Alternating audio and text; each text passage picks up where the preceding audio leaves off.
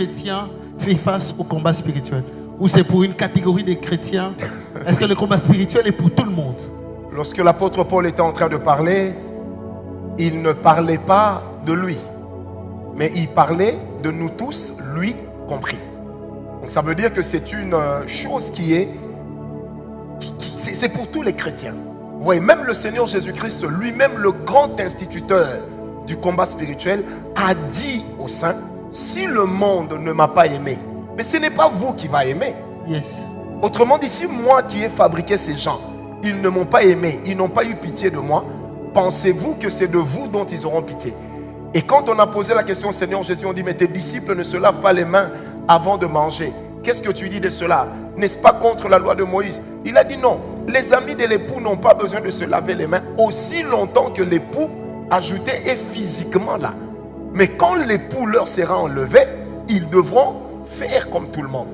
Donc ça veut dire que Christ lui-même nous a prévenus sur la taille et la qualité du combat qui allait nous attendre. Il est allé même plus loin jusqu'à dire, je ne suis pas venu donner la paix, je suis venu faire que le fils devienne ennemi de son père et la fille ennemie de sa mère, le frère ennemi de la sœur. Donc ça dit que le combat spirituel, le Seigneur Jésus nous l'a expliqué comme étant quelque chose qui se passe dans le monde spirituel, mais qui peut utiliser les diverses portes, les diverses entrées que nous avons dans nos familles qui peuvent nous atteindre sur le plan sentimental, émotionnel et aussi sur le plan spirituel pur. Amen. Papa, avant que l'on aille plus loin, dans le combat spirituel, où est-ce que se situe la part de Christ et la part de l'homme? La part de Christ, c'est dans la provision de la victoire. La part de l'homme, c'est dans la manifestation de cette provision. Amen. Dans Ephésiens 1:3, la Bible dit, nous sommes bénis de toutes sortes de bénédictions dans les lieux célestes en Christ Jésus. Ça veut simplement dire que la victoire en Christ fait partie des bénédictions qui nous sont échues. Mais c'est à nous de travailler, parce que Christ l'a laissé dans le monde des esprits. Parce que sur le plan physique, on n'a pas vu Jésus-Christ sortir avec le trône de César pour dire, j'ai remporté la victoire sur César. On ne l'a pas vu se promener avec la tête de Satan, comme David s'était promené avec la tête de tonton Goliath, en disant, voilà, celui que vous appeliez le patron, le chef, le grand. Mais Jésus a fait tout ça dans le monde spirituel.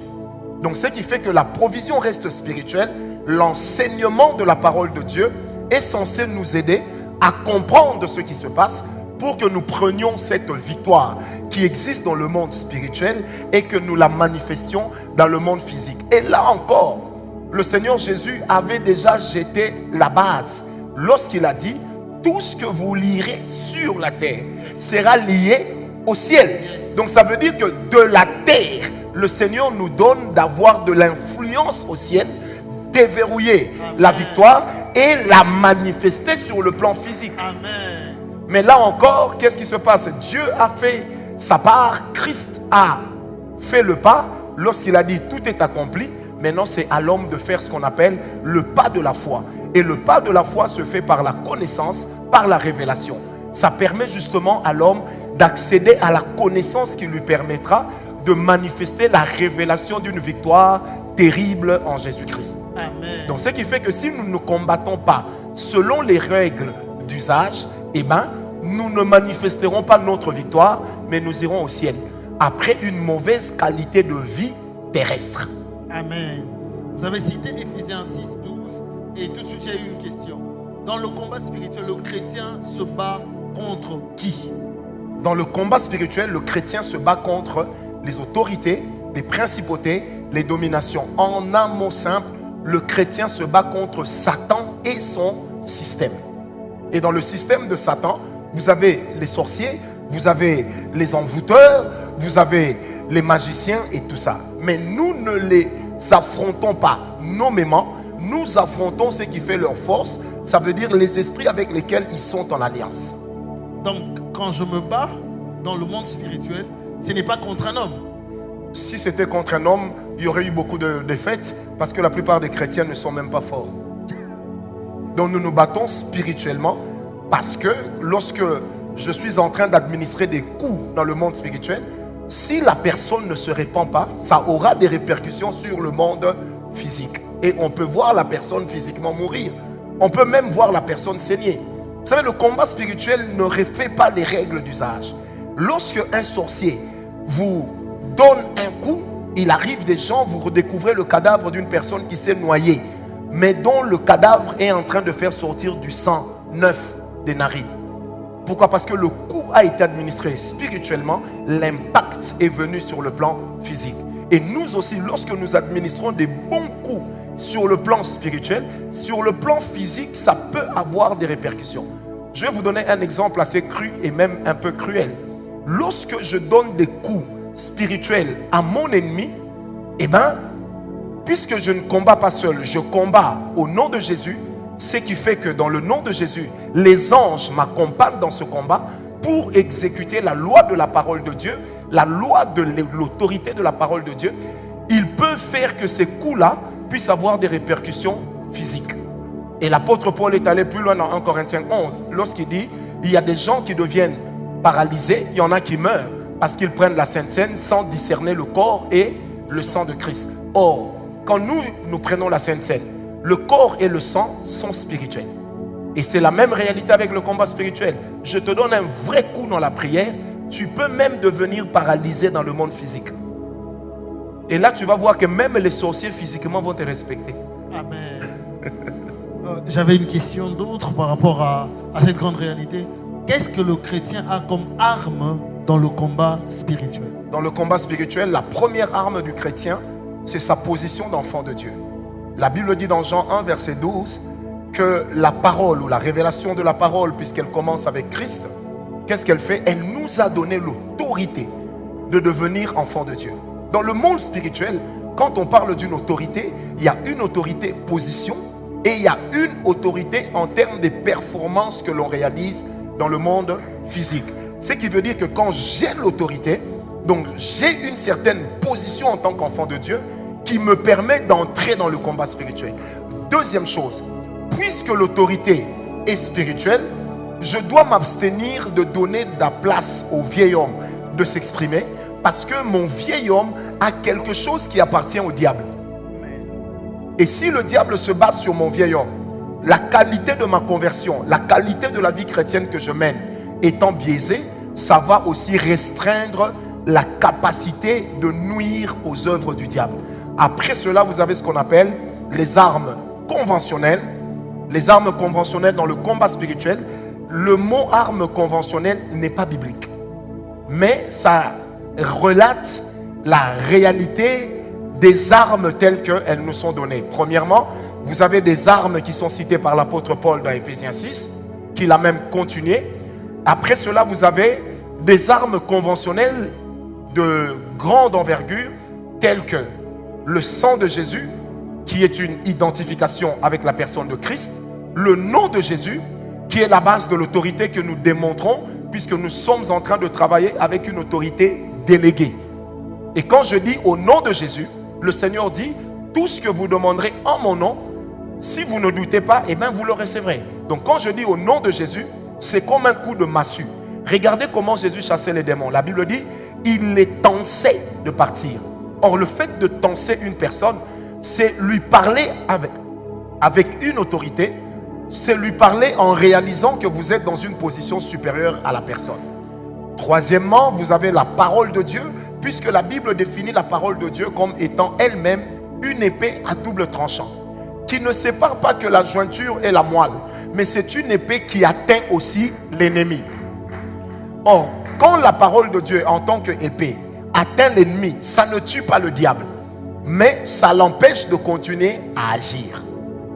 Et après cela, vous avez la sanctification, qui est aussi une arme efficace, conventionnelle, parce que ça assoit notre personnalité et notre identification avec la personne de Christ.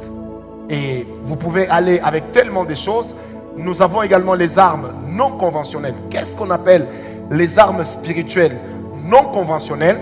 Ce sont des armes que nous utilisons par rapport à la révélation que nous avons du combat auquel nous faisons face. Et c'est là que les enfants de Dieu doivent comprendre. Si dans les armes conventionnelles, on peut classer le jeûne, dans les armes non conventionnelles, c'est le type de jeûne. Jésus-Christ, notre Sauveur, le grand patron, a dit, Ce genre de démons ne sortent que par le jeûne et la prière. Il a précisé 2 choses. La prière, le jeûne. Le jeûne dans la prière. Et le jeûne biblique communautaire, c'est 3 jours. Lorsque j'amène le peuple de Dieu, dont j'ai la charge, à un jeûne au-delà de 3 jours, c'est une révélation express sur laquelle on ne peut pas bâtir une doctrine. Ça devient automatiquement une arme non conventionnelle. Alors là où les gens commettent l'erreur, peuple de Dieu, c'est que si quelqu'un a déverrouillé son mariage après 21 jours de jeûne, tu ne peux pas prendre cette révélation pour toi parce que c'est une arme non conventionnelle. L'arme ou les armes non conventionnelles s'attachent à l'identité des personnes qui les utilisent.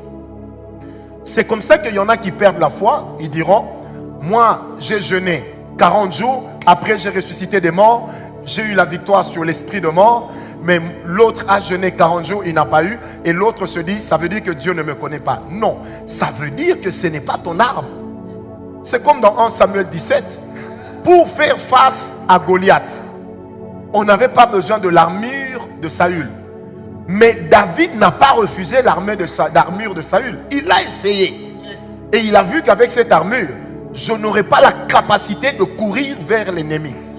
Et qu'est-ce qu'il a fait? Il a essayé, il s'est rendu compte que cette arme ici, cette armure ne me permettra pas d'avancer.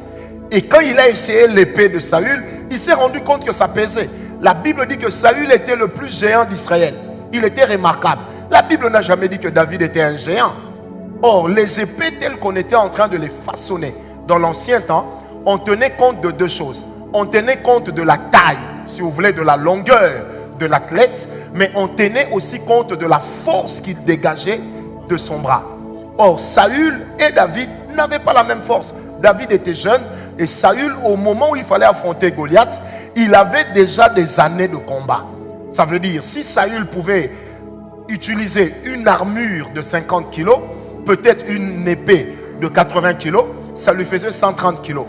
Le poids d'une personne dépend de 2 choses. Ça dépend de sa taille et de son volume. Donc David n'avait pas ce volume-là. 130 kilos était peut-être énorme pour lui. Mais il a essayé. Et quand il a vu que ce n'est pas mon arme, il a utilisé ce qu'on pouvait appeler une arme non conventionnelle, les pierres. Et en utilisant les pierres, il a pu remporter la victoire sur Saül. Cette victoire nous relate une réalité. Il a reçu la révélation des pierres. Et c'était des pierres qu'il a tirées de l'eau. Pourquoi les pierres dans l'eau? Or, les pierres dans l'eau, on sait que ça devient glissant. C'est juste une dimension. Et l'eau, c'est l'image de la vie. Et Christ lui-même est présenté dans la Bible comme une pierre angulaire. Mais la pierre que David a jetée sur Goliath ne peut pas être Jésus-Christ. C'est une image. Parce que s'il est Jésus-Christ, les 4 pierres qui étaient restées, c'était qui? Dans les armes non conventionnelles, il y a aussi ce qu'on appelle, et le peuple de Dieu doit savoir cela, les actes prophétiques. Vous voyez, dans les actes prophétiques, ils sont aussi des armes non conventionnelles. Lorsque le roi est venu dans la chambre du prophète, le prophète Élisée a dit au roi, ouvre la fenêtre, prends ton arc, prends des flèches, tire. Il ne lui a pas dit combien de flèches. Il dit, prends ton arc, prends tes flèches. Or, le roi avait toujours quelqu'un qui tenait plusieurs flèches avec lui. Et quand il a lancé 1 fois, 2 fois, 3 fois, il s'est arrêté. Le prophète lui a dit, tu aurais dû continuer. Puisque tu n'as tiré que 3 fois, tu ne remporteras la victoire que combien de fois? 3 fois. C'est un acte prophétique. Et vous avez également d'autres actes prophétiques qui sont très importants. Quand vous prenez Daniel 6, le roi dit, celui qui ne va pas se prosterner devant la statue du roi, eh bien, il sera disqualifié. Ok? Quand Daniel s'est rendu compte, je vais aller moins vite, merci. J'ai toujours l'impression d'aller vite, comprenez-moi. Alors, quand Daniel a vu qu'il était en porte-à-faux avec la loi du roi, qu'est-ce qu'il a fait? Il est allé dans sa chambre, il a ouvert la fenêtre en direction de Jérusalem. Or, c'est en direction de Jérusalem, particulièrement de Sion, que l'on parle du Rédempteur. Or, le Rédempteur, c'est l'image de celui qui ressuscite ceux qui étaient morts. Yes. Maintenant, lorsque Daniel est jeté dans la fosse au lion, le lion ne peut pas manger quelqu'un qui est déjà mort, fini. Yes. Et quand le roi vient dire, Daniel, Daniel, est-ce que le Dieu auquel tu es fidèle t'a-t-il délivré des griffes du lion? Quand le roi a parlé, c'est une parole qu'on appelle mystique. C'est-à-dire, il sentait les vibrations de vie. Amen. Parce que n'oubliez pas que le roi, tous les rois de l'époque, étaient formés spirituellement à sonder le monde spirituel et à lire les signes. En réalité, pendant qu'on pensait que Daniel était mort, le roi, quand il a sondé le monde spirituel, il s'est rendu compte qu'il n'y avait eu aucune information de la mort d'un grand. Amen. C'est pourquoi il dit, mais est-ce que ce Dieu-là t'a-t-il protégé? Et il n'était pas en train de parler dans le vide. Il savait qu'il n'y a pas eu publication de la mort spirituelle de Daniel dans le monde spirituel. Donc il est caché quelque part. S'il ne me parle pas physiquement, alors il risquera de me parler par la bouche du lion. Come on. Parce que dans le monde spirituel, les hommes qui ont une identité spirituelle forte, leur naissance est approuvée dans la nature et il y a une information qui circule. Comme quand Christ est né, il y avait une information qui faisait que les mages qui n'étaient pas remplis du Saint-Esprit pouvaient lire les signes de la naissance de quelqu'un d'extraordinaire. Yes. Et ils ont vu l'étoile qui les a conduits jusque là où était l'enfant, sans que l'étoile ne s'appelle l'étoile du Seigneur. Yes. Parce que celui qui était né avait la valeur d'une étoile. Et quand on parle de Christ, on le présente comme l'étoile brillante du matin. Ça ne veut pas dire qu'il est une étoile, non, mais ça veut dire que tel qu'il était, c'était la valeur de l'étoile qui amène le jour à être. Il n'y avait aucune information. Et ça, c'est déjà une arme non conventionnelle. Quelle était cette arme? Il s'est agenouillé en direction du Rédempteur. Il s'est agenouillé tête contre terre, front contre terre. Il a parlé à Dieu. Qu'est-ce qu'il a dit à Dieu? Comment Dieu a-t-il réagi? C'est ce qu'on a vu lorsque le lion n'a pas pu manger Daniel. Il y a des actes prophétiques. Vous pouvez être dans un combat spirituel puissant. Le Seigneur te dit simplement, prends ton salon, va donner à l'église. Yes. Tu peux être dans un combat de maternité. Le Seigneur te dit, prends ta voiture, va donner à l'église. Tu es dans un combat de maternité, peut-être même de positionnement. Le Seigneur te dit, tu vois tout le salaire de ce mois, va donner à l'église.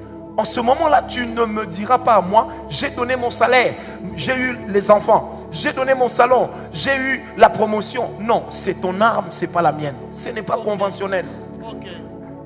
Je peux aussi, dans le contexte du combat spirituel, utiliser dans les actes prophétiques, je peux être en train de prier, et puis je prends des pierres, je jette dans le vide. Au nom de Jésus, j'atteins par ces pierres mes ennemis. Je les atteins au nom de Jésus. S'ils ont la taille de Goliath, qu'ils tombent.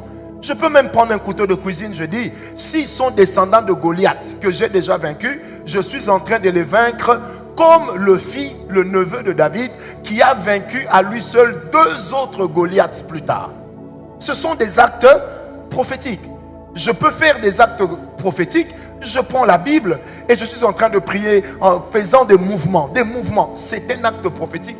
Je peux remplir ma baignoire, j'entre à l'intérieur et puis je dis au nom de Jésus, puisque mon combat, c'est un combat des esprits marins qui amènent des esprits de femmes et maris de nuit dans les familles, j'entre dans cette baignoire et spirituellement, je déverrouille les activités des anges qui travaillent dans le domaine marin. En ce moment-là, je n'apporterai pas cette révélation à quelqu'un parce que ça pourra ne pas marcher avec lui. C'est ça qu'on appelle les armes non conventionnelles.